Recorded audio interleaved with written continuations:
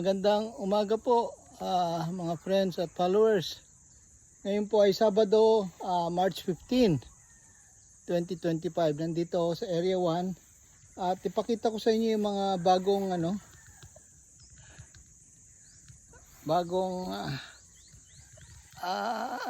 mag-ano ng bulaklak. Ito, dito sa Area 1. Diyan, meron ba dyan, Bart? Parang yan na. Ito lang meron daw. Yan palang palaki. Kaumpisa pa lang magbulaklak tong Mula pa lang. itong dragon fruit. Pero tuloy-tuloy na po yan. At makikita natin na hanggang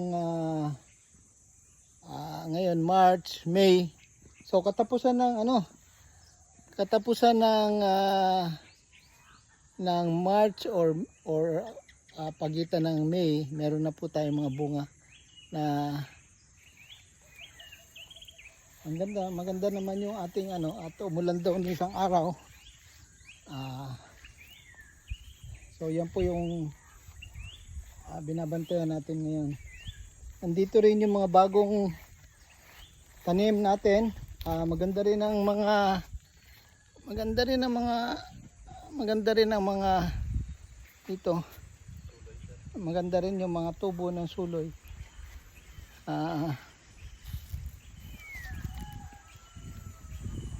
nilalagyan ng tali ni Dodong.